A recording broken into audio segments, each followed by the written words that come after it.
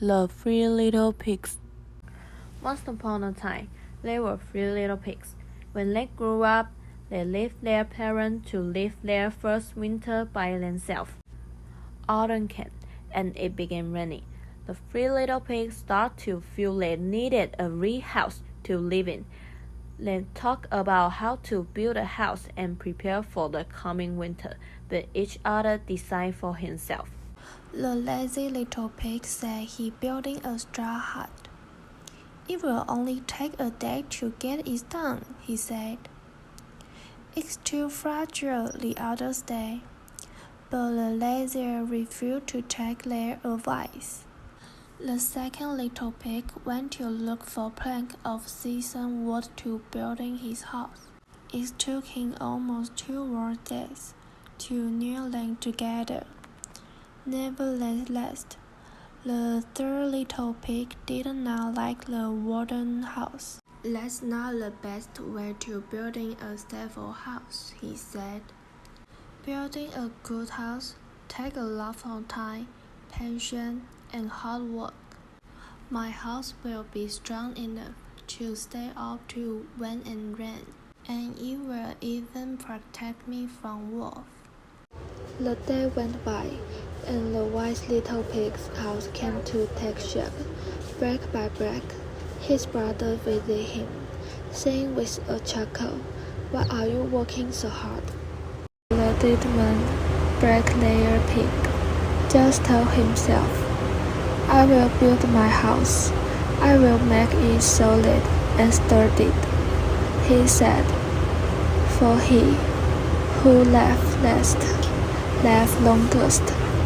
It was the wise little pig that found the trick of a big wolf in the neighborhood. The little pig rushed home in alarm. Along came the wolf, scowling fiercely at the lazy pig's straw hut. "Come out," said the wolf, with his mouth watering. "I want to talk to you." "I'd rather stay where I am," replied the little pig in a scared voice.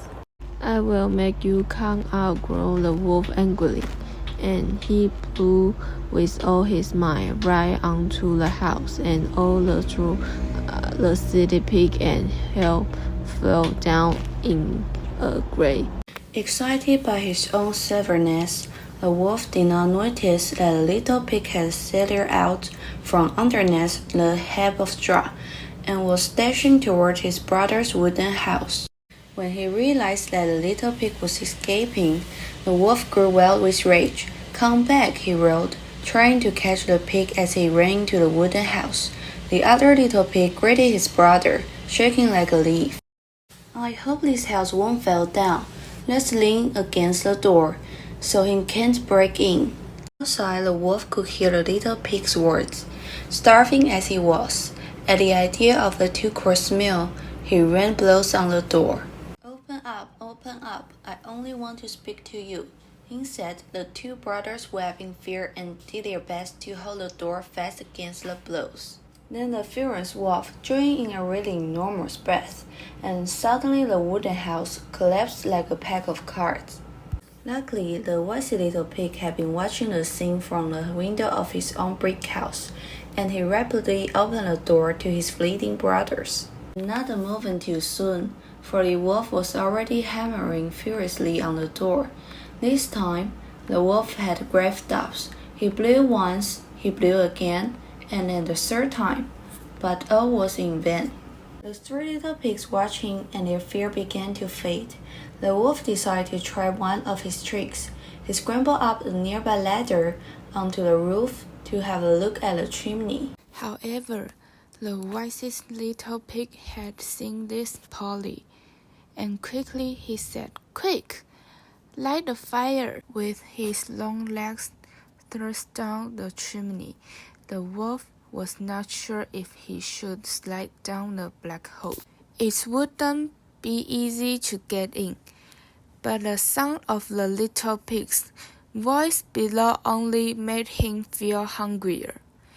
"I'm dying of hunger. I'm going to try and get down." And he let himself drop, But landing was rather hot, too hot. The wolf landed in the fire, stunned by his fall.